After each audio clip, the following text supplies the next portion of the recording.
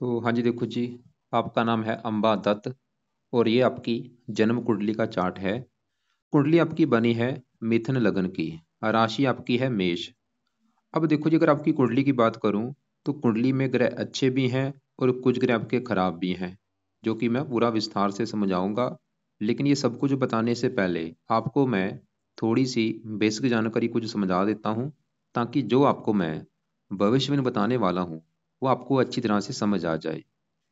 तो बेसिक जानकारी ये है कि जो कुंडली होती है इसमें टोटल 12 ग्रह होते हैं। और वो 12 ग्रह पहले आप समझ लो, वो मैं लिख देता हूँ।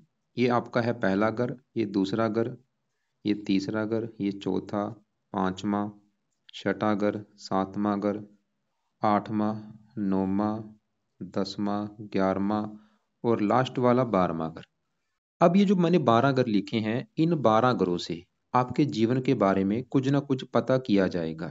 जैसे कि ये जो पहला घर है, पहले घर से हम पता करेंगे कि आपका शरीर कैसा होगा, आपकी हेल्थ कैसी होगी, आपका स्वभाव, आपका रंग रूप, आपकी पर्सनैलिटी, आपका सर मस्तक, इस पहले घर से देखेंगे।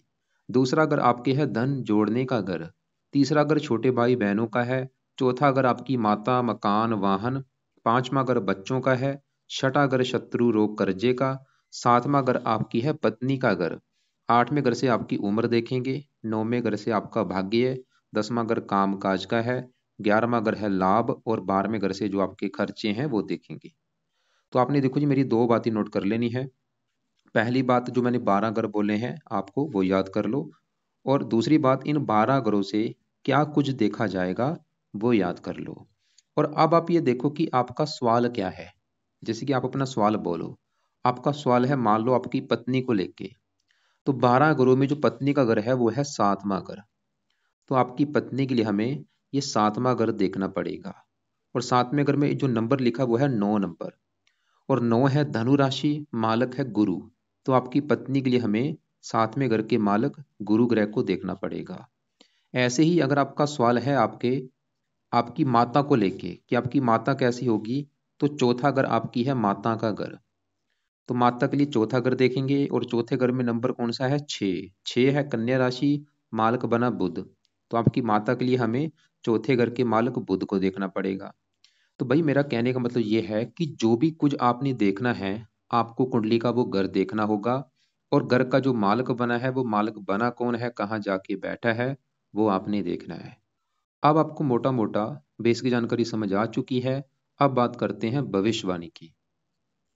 तो भविष्यवाणी में देखो जी, सबसे जरूरी क्या होती है कि जो कुंडली के 9 ग्रह होते हैं, इन 9 ग्रहों का जो असर है वो हमारे जीवन के ऊपर कब आता है? जब इनकी चलती है दशा। और अभी आपके ऊपर जो दशा चली हुई है वो है राहु ग्रह की। ये 2008 से चली हुई है और ये तीसरा महीना 26 में खत्म होगी। दशा दो प्रकार की होती है, एक महादशा जो कि बड़ी होती है, एक छोटी होती है अंतरदशा। ये चली हुई चंद्रमा की। ये 8वां महीना 23 से चली हुई है और तीसरा महीना 25 में खत्म होगी। मतलब आपके जीवन के ऊपर अभी जो असर है, एक तो बड़ा राहु का है जो कि 80% असर है, और दूसरा असर है 20% असर चंद्रमा का। मतलब आपके जीवन में जो भी कुछ हो रहा है, जो भी आप खा रहे हैं, पी रहे हैं, काम कर रहे हैं, कुछ भी, वो बड़ा कारण है राहु ग्रह। तो सबसे पहले हम आपके राहु ग्रह को देखेंगे, क्योंकि उसका आपके जीवन के ऊपर बड़ा असर है। जैसे मैंने अभी क्या बोला कि आपके साथ जो भी कुछ हो रहा है सुबह से लेके रात तक, आपकी लाइफ में जो भी एक्टिविटी, जो भी चीजें हो रही हैं, कारण है राहु ग्रह। अब देखो जी, अगर आपका राहु कुंडली में अच्छा निकला फिर तो आपको देगा अच्छे फल। बुरा निकला, बुरे फल देगा। अब आपको नहीं पता कि राहु अच्छा है या बुरा है। तो अगर आप मेरे से पूछते हैं कि राहु अच्छा है या बुरा है, तो मैं आपको बोलूंगा कि आपका जो राहु है वो मुझे बहुत बड़े लेवल पे खराब लगा है। मतलब आप ये समझ लो, आपकी पूरी कुंडली में सबसे ज्यादा जो ग्रह मुझे खराब लगा है, ये राहु ग्रह लगा है। और जिसकी चल रही है आपके ऊपर दशा, पिछले कई साल हो चुके, देखो 8 से चली हुई है। कितने साल हो चुके हैं? 16 साल हो चुके हैं। फिलहाल अभी 2 साल की पड़ी है। पिछले 16 सालों से भाई आपके ऊपर राहु की दशा चल रही है। आप समझ लो, मतलब आपका अच्छा समय नहीं चल रहा पिछले कई सालों से। बुरा ही समय कह सकते हैं, पिछले कई सालों से आपका बुरा समय ही चल रहा है। कुछ अच्छे फल देगा लेकिन ज्यादातर आपको बुरे फल देगा। अब देखो जी, मैंने क्यों बोल दिया राहु खराब है? आपके मन में आया होगा कि भाई ऐसा क्या कारण है राहु खराब होने का। तो राहु खराब होने का सबसे बड़ा कारण अगर आपने जानना है, वो है आपकी कुंडली में बना है काल सर्प दोष। यहाँ पे बैठा है राहु और यहाँ पे बैठा है केतु। देखो उधर वाला हिस्सा पूरा खाली दिख रहा है आपको, 12वां घर, पहला, दूसरा, तीसरा, चौथा, इन घरों में आपको कोई ग्रह नजर नहीं आ रहा। मतलब जब भी राहु केतु के सभी ग्रह एक साइड में आ जाते हैं, इसे कहते हैं काल सर्प दोष। तो राहु यहाँ पे, केतु यहाँ पे, सभी ग्रह साइड में आ चुके हैं, तो ये काल सर्प दोष बना हुआ है भाई, एक हिस्सा पूरा खाली है। और ये जो काल सर्प दोष बनता है, इसका नुकसान ये होता है कि ऐसा बंदा जीवन में आगे नहीं बढ़ पाता। ऐसे लोगों को लाइफ में काफी स्ट्रगल, दिक्कतें, परेशानियां, रुकावटें आती हैं। मतलब आपके साथ भी चीजें होंगी। ये जो काल सर्प दोष है, इसका नुकसान क्या होगा, आपको मेहनत का फल नहीं मिलेगा, आपका दिमाग काम नहीं करेगा, आप जीवन में आगे नहीं बढ़ पाएंगे, दिक्कतें आएंगी, परेशानियां आएंगी, रुकावटें आएंगी, कामों में बहुत सारी रुकावटें आती हैं, बंदा परेशान हो जाता है, किसी काम में सफलता मिलती नहीं है। और ये जो दोष होता है, जब भी मान लो किसी बंदे की कुंडली में काल सर्प दोष बनता है, कोई बंदा आया उसका काल सर्प दोष बना है, और ये जो काल सर्प दोष होता है, ये एक्टिवेट कब होता है, जब इनकी दशा चलती है। मतलब जब भी कभी किसी के ऊपर केतु की दशा चलेगी उस बंदे के ऊपर, या राहु की दशा चलेगी, तो वो काल सर्प दोष एक्टिवेट हो जाता है। और आपके ऊपर किसकी चल रही है दशा, राहु की। मतलब भाई आपका जो दोष, कुंडली में सबसे बड़ा दोष क्या है, काल सर्प दोष लगा है कुंडली में, और उसी की चल रही दशा राहु की। तो कैसे हम कह सकते हैं कि आपका समा अच्छा है। तो राहु खराब होने का देखो जी सबसे बड़ा कारण है, कुंडली में बना है काल सर्प दोष। इसकी वजह से ये राहु आपको बिल्कुल खराब फल देगा। और दूसरा कारण खराब होने का, वैसे इसके 3 कारण है खराब होने के। अब दूसरा कारण खराब होने का वो समझो, ये जहां बैठा है वो 11वां घर है। और 11वें घर से देखो जी जो चीजें हम देखते हैं, 11वां घर है आपके बड़े भाई बहनों का घर, आमदन का घर, जो आपकी आमदन है इस घर से देखेंगे। कामों में लाभ होगा जो नहीं, इस घर से, इच्छाएं पूरी, मित्रों का सुख हो गया, काफी चीजें हम 11वें घर से देखते हैं। और आपको मैंने अभी एक फार्मूला समझाया था कि घर का मालक देखना है। तो 11वें घर का जो मालक है, 11वें घर में एक लिखा है जो कि है मेष राशि, मालक बना है मंगल। हमें 11वें घर के मालक मंगल को भी देखना पड़ेगा, और 11वें घर में राहु और चंद्रमा बैठे हैं इनको भी देखना पड़ेगा। मतलब 11वें घर की जो चीजें हैं, आमदनी हो गया, लाभ हो गया, बड़े भाई बहन हो गया, 3 ग्रह देखने पड़ेंगे। तो राहु आपका जहाँ बैठे है 11वें घर में, किसका घर है, मंगल का घर। और राहु मंगल का अति दुश्मन है। जैसे कि देखो जी आपको एग्जाम्पल समझाता हूँ। मान लो मेरा घर है और मेरे घर में मेरा कोई दुश्मन आ जाए, और वो जो दुश्मन मेरा है वो मेरे घर का नुकसान करेगा, घर में टीवी तोड़ देगा, फ्रिज तोड़ देगा, क्योंकि दुश्मन है। वो काम यहाँ पे राहु करेगा। मैंने आपको कभी क्या बोला था कि राहु खराब होने के 3 कारण है। पहला कारण काल सर्वदोष बना है, दूसरा कारण 11वें घर में जहां बैठा है वो है दुश्मन का घर, और तीसरा कारण इसके साथ में बैठा है चंद्रमा, इसे कहते हैं ग्रहण दोष। राहु चंद्रमा जब एक साथ बैठते हैं तो ग्रहण दोष बन जाता है। अब देखो जी सवाल ये है, आपको इतना तो समझ आ गया कि राहु आपका खराब है, पूरी कुंडली का सबसे बुरा ग्रह, माड़ा ग्रह जो कह सकते हैं वो राहु है, नेगेटिव ग्रह आपका। और उसी की चल रही दशा, मतलब आपका बुरा समय चल रहा है। आपको ये क्लियर हो गया। अब सवाल की राहु बुरे फल देगा क्या। अब ये लिखो बुरे फल देगा क्या। तो बुरे फल जैसे मैंने अभी आपको बताया था, ये बुरे फल ये नहीं कि एक दो बुरा फल देगा, हजारों बुरे फल आपको देगा। लाइफ में दिक्कतें, रुकावटें, परेशानियां, भाग्य साथ नहीं देगा। और सबसे बुरा फल देगा ये जहां बैठा है 11वें घर में, इस घर की ज्यादा हानि होगी, इस घर का ज्यादा ये सत्यानाश करेगा। जैसे 11वां घर किसका होता है, आमदनी का। आपकी आमदनी को लेकर दिक्कतें परेशानियां पैदा करता रहेगा। लाभ का होता है आपको जीवन में लाभ नहीं मिलेंगे। जो भी लाभ होते हैं, लाभ ये नहीं कि धन लाभ हो गया, कोई भी लाभ प्रॉपर किसी प्रकार का आपको अच्छे ढंग से लाभ नहीं मिलेगा, इच्छाएं पूरी नहीं होने देगा। आपके अगर बड़े भाई बहन होंगे उनको लेकर दिक्कतें, खासकर भाई अगर होगा उसको लेकर दिक्कतें। इसके अलावा राहु की 3 दृष्टि है, 5वीं दृष्टि पड़ेगी तीसरे घर के ऊपर, यहाँ पे दुश्मन की राशि है, इस घर की हानि कर देगा, फजूल की भाग दौड़ होगी। 5वें घर को देखेगा, इस घर को लेकर दिक्कतें, संतान संबंधी चिंता, पढ़ाई में दिक्कतें। और एक और सबसे बुरा फल राहु ये देगा कि राहु की 9वीं दृष्टि पड़ेगी 7वें घर के ऊपर, जो कि आपकी है पत्नी का घर। पत्नी का अगर सुख देखना है 7वां घर, क्योंकि 7वां घर पत्नी का है, और 7वें घर में नंबर कौन सा है, 9। 9 है धनु राशि, मालक है गुरु। आपकी पत्नी के लिए हमें गुरु को भी देखना पड़ेगा। और गुरु के अलावा इस 7वें घर के ऊपर जिसकी दृष्टि है वो है राहु की 9वीं दृष्टि। तो राहु को भी देखेंगे, 2 ग्रहों को देखकर डिसाइड होगा पत्नी के बारे में। तो अभी हम क्योंकि राहु की बात कर रहे हैं, तो राहु भाई 7वें घर की बुरी तरह से हानि कर रहा है। क्यों, क्योंकि 7वें घर में जो नंबर है वो 9 नंबर है, जो कि धनु राशि, और ये राहु की है नीच राशि। तो राहु 7वें घर का भी बुरी तरह से सत्यानाश कर रहा है। और 7वां घर है पत्नी का घर। राहु ये दिखा रहा है कि आपको पत्नी संबंधी भी दिक्कतें आएंगी। क्या दिक्कतें आएंगी? या तो विवाह में काफ़ी देरी कर देगा, या विवाह अगर हो भी जाता है, पत्नी से लड़ाई झगड़े होते रहेंगे, पत्नी से मनमुटाव होता रहेगा। और साथ में अगर दिल्ली की इनकम का भी होता है, दिल्ली की जो इनकम है उसको भी लेकर दिक्कतें लगी रहेंगी। साथ में अगर होता है साझेदारी के कामों का घर, अगर पार्टनरशिप में काम करेंगे नुकसान होगा। और राहु देखो जी, एक और बात, यहाँ पे किसके साथ बैठा है? चंद्रमा के साथ। और आपका जो चंद्रमा है ये है बहुत ही अच्छा, लेकिन चंद्रमा के जो अच्छे फल हैं उसमें कमी आ चुकी है, साथ में राहु बैठने की वजह से। मतलब इसे राहु ने भाई चंद्रमा को भी खराब कर दिया। और चंद्रमा के पहले समझो कि अच्छे फल है क्या थे। चंद्रमा आपकी कुंडली किस घर का मालक है? दूसरे घर का। और दूसरा घर होता है धन जोड़ने का घर, कि आप धन जोड़ेंगे कितना, कितना बैंक बैलेंस होगा, दूसरा घर देखेंगे। और दूसरे घर में नंबर कौन सा है? 4, क्योंकि घर का मालिक देखना है। तो धन जोड़ने के लिए दूसरे घर के मालिक, दूसरे घर में 4 लिखा है, चंद्रमा की राशि है। तो हमें आपके धन जोड़ने के लिए दूसरे घर के मालिक चंद्रमा को देखना पड़ेगा। और चंद्रमा आपका बैठा है 11वें घर में, मंगल की राशि है मित्र राशि। वैसे तो चंद्रमा अच्छा था, मैं फिर बोलूंगा भाई चंद्रमा आपका अच्छा था, अच्छे फल उसने क्या देने थे वो ये दिखा रहा है कि आपको धनी बनाएगा, आप काफी धन जोड़ेंगे, काफी बैंक बैलेंस होगा। चंद्रमा तो ये दिखा रहा है। लेकिन राहु से पीड़ित होने की वजह से उसके जो अच्छे फल है उसमें उल्टा कमी आ चुकी है।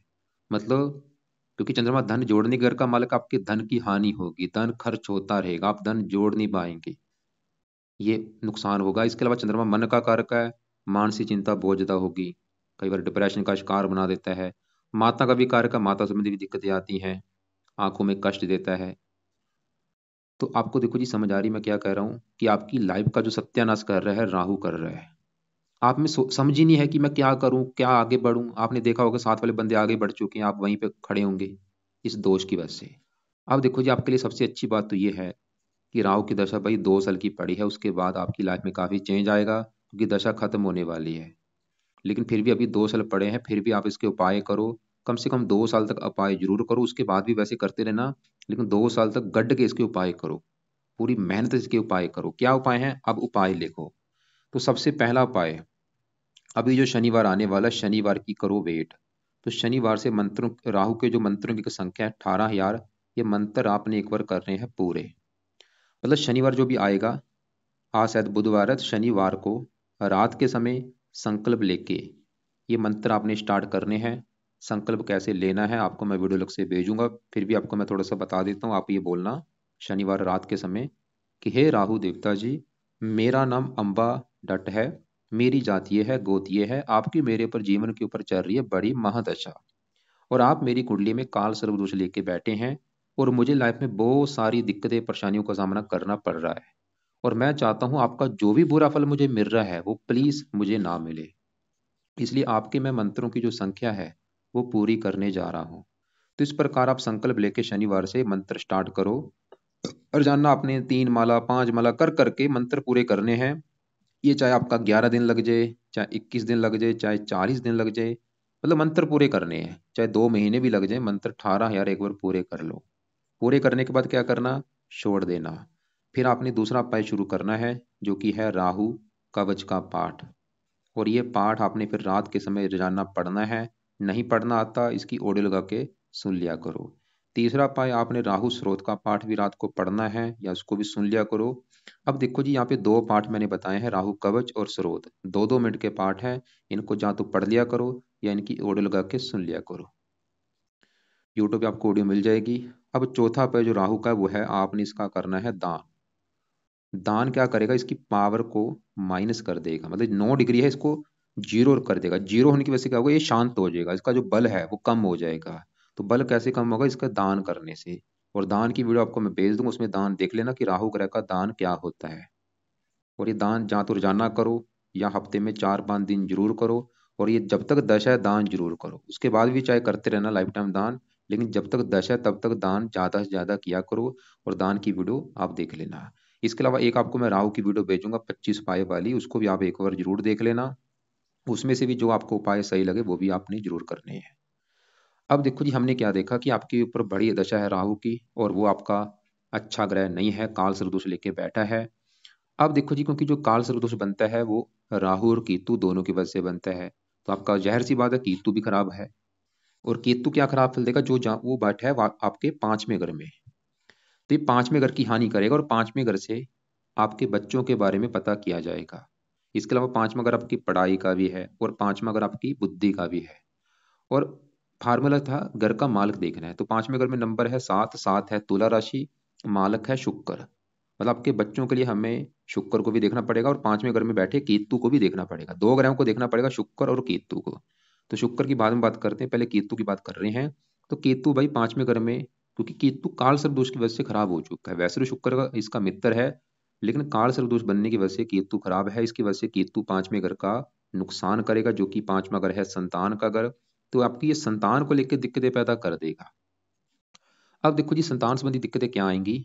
एक तो ये दिखा रहा कन्फर्म नहीं मुझे कि दिक्कत क्या आएगी, लेकिन संतान संबंधी दिक्कत आएगी जरूर। और क्या दिक्कत आ सकती, जहाँ तो आपके क्या करेगा कि आपके लड़कियां ज्यादा पैदा कर देगा।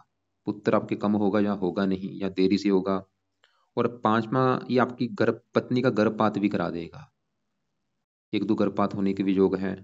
या आपकी संतान ऑपरेशन के द्वारा होगी, ये तो काफी चांस है संतान ऑपरेशन के द्वारा होने के योग हैं। मतलब संतान संबंधी दिक्कतें पैदा करेगा, या संतान बीमार भी होगी, वो जीवन में आगे नहीं बढ़ पाएगी। ऐसी दिक्कतें केतु की वजह से आएंगी। पढ़ाई में भी दिक्कतें पैदा करता है, बुद्धि को भ्रमित करता है। तो केतु का अगर ये दिक्कत आपकी है भाई, तो केतु के उपाय कर लो। पहला उपाय, रोजाना कुत्तों को रोटी डाला करो। और डालते समय केतु का मंत्र मन में करते करते कुत्तों को रोटी डालनी है। और केतु कवच का भी पाठ आपने रात के समय पढ़ना है रोजाना। या पढ़ लिया करो या इसको सुन लिया करो। अब देखो जी हम बढ़ते हैं आगे। आपके यहाँ पे देखो जी, नौवें घर में 4 ग्रह बैठे हैं। हाँ एक और बात, जैसे मैंने बोला बड़ी दशा राहु की है, दूसरी दशा आपके ऊपर चंद्रमा की है। और ये 8वां महीना 23 से चली है। चंद्रमा देखो जी है तो अच्छा था, लेकिन वो अच्छे बल में कमी आ रही है, क्योंकि साथ में राहु बैठ चुका है। और ये दशा अभी चंद्रमा की आपकी तीसरा महीना 25 तक चलेगी।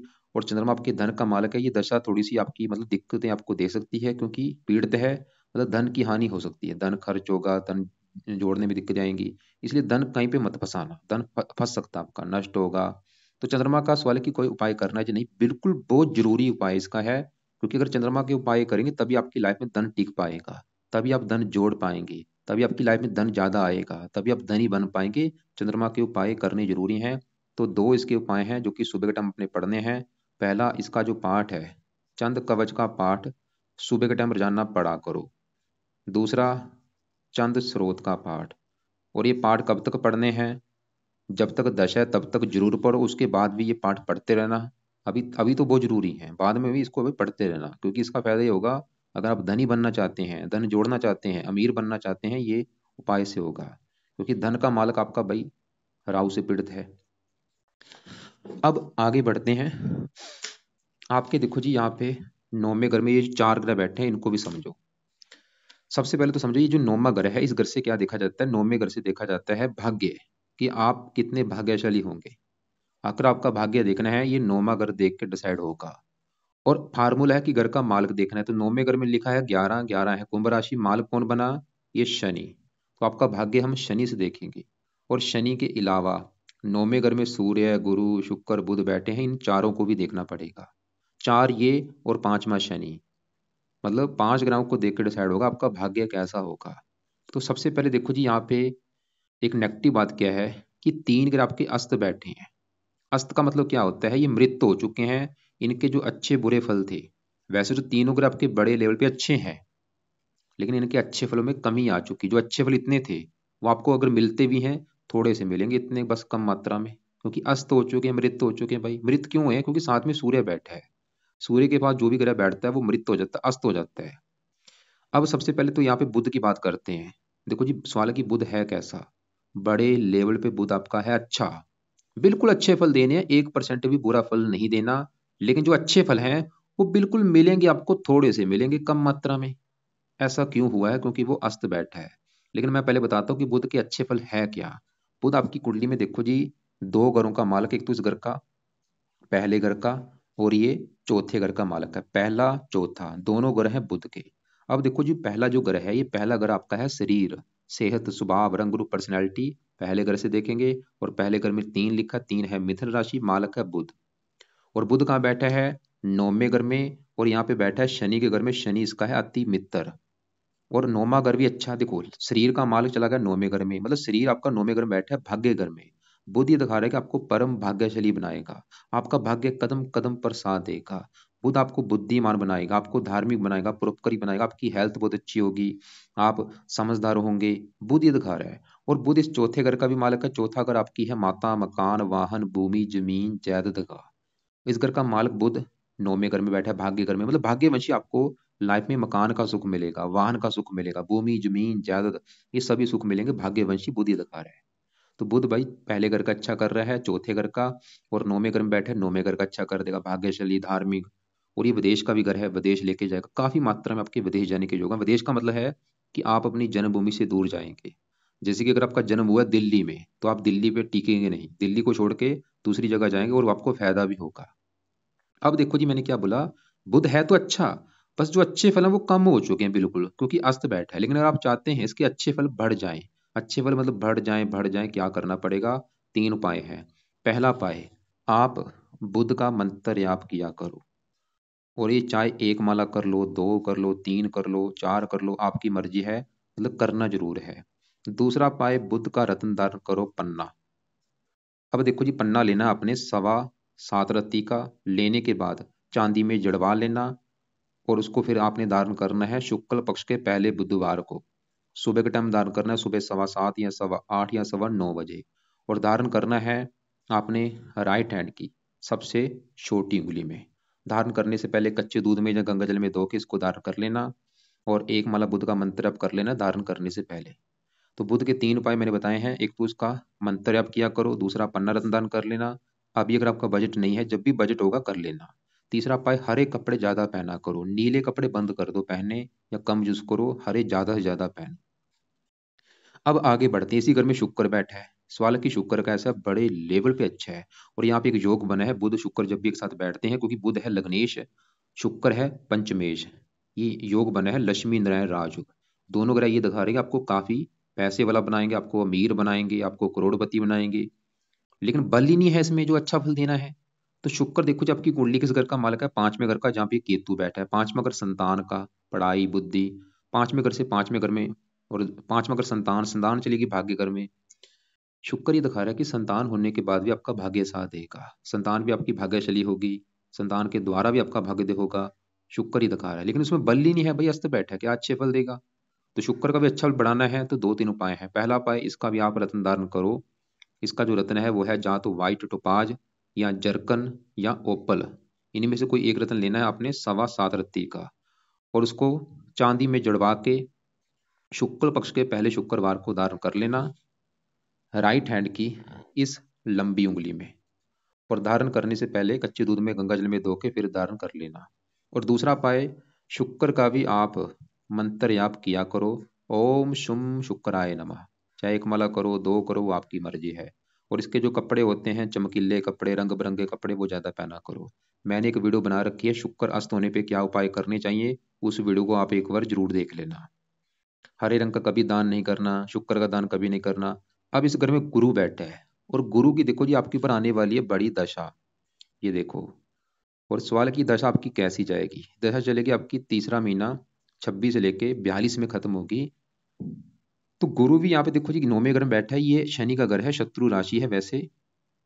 लेकिन इसी घर में शुक्र बुध, क्योंकि मित्र राशि है दोनों की, गुरु देखो जी 9वें घर का कारक भी है। गुरु की जो दशा आएगी फिर भी आपको 100 में से 70% तक अच्छे फल देगा। और गुरु क्या अच्छे फल देगा? गुरु इस कुंडली के 7वें घर का मालिक है, जो कि है पत्नी का घर, और ये 10वें घर का मालिक है। 10वां घर है आपके काम काज का घर। 10वें घर में 12 लिखा है, 12 है मीन राशि, मालक गुरु। 7वां घर पत्नी का, 7वें घर में 9 लिखा है, मालक गुरु है। और आपको मैंने बोला था पत्नी के लिए 2 ग्रह देखने पड़ेंगे। राहु हम देख चुके हैं, वो इस घर की कर रहा है बुरी तरह से हानि। अब 7वें घर के मालक गुरु की बात करूं, जो कि बैठा है 9वें घर में, भाग्य घर में। पत्नी चलेगी भाग्य घर में, गुरु तो ये दिखा रहा है कि भाई पत्नी आएगी तो भाग्य साथ देना शुरू हो जाएगा, और काम काज का सुख अच्छा मिलेगा, भाग्यवंशी। गुरु तो ये दिखा रहा है आपका। लेकिन गुरु भी आपका अस्त बैठा, क्या अच्छे फल देगा बताओ? अब सवाल है कि इसके अच्छे फलों को कैसे बढ़ाया जाए, तो 2 उपाय इसके भी करो। पहला उपाय, गुरु का भी आपने करना है मंत्र याप, जो कि सुबह के टाइम किया करो। और कम से कम इसका भी मंत्र चाहे अभी अवॉइड कर दो, क्योंकि आपकी अभी आगे जाके दशा आएगी 26 में, उस समय आप इसका शुरू कर सकते हैं। क्योंकि अगर आपको लगता है कि ज्यादा मंत्र हो रहे हैं, इसको अवॉइड कर दो। करना जरूर है गुरु की दशा में, उस समय तो भाई 3 4 5 6 माला ज्यादा से ज्यादा करना सुबह के टाइम। उस समय अभी बंद कर दो, अभी रहने दो चाहे। और दूसरा भाई, पीले कपड़े भी आप ज़्यादा से ज़्यादा पहन सकते हैं। पहले हरे कपड़े रखो, हरे हो गया, शुक्र के कपड़े चमकीले चमकदार, गुरु के कपड़े पीले हो गया, लाल कपड़े कम यूज़ करो, काले नीले ये कम यूज़ किया करो। सूर्य की बात करूं, तीसरे घर का मालक अपने घर को देख रहा है, मेहनती बनाएगा, साहसी उद्यमी बनाएगा, ये ठीक है आपका। अब यहाँ पे छठे घर में मंगल शनि की बात कर लेते हैं। तो ये छठा घर में देखो जी, मंगल जो बैठा है, ये मंगल का अपना ही घर है।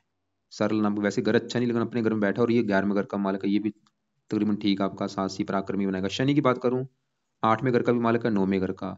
8वें घर से आयु देखी जाती है, शनि तीसरी दृष्टि से यहाँ से अपने घर को देखेगा, उम्र लंबी कर देगा। लेकिन भाग्य चला गया छठे घर में, भाग्य भंग योग बना, भाग्य की ये भी थोड़ी सी हानि कर रहा है, इसलिए शनि के मंदिर जाया करो हर शनिवार को माथा टेकने। और ये विदेश के घर को देख रहे हैं, आपको देखो जी जन्मभूमि छोड़नी पड़ेगी, काफी योग है आपके।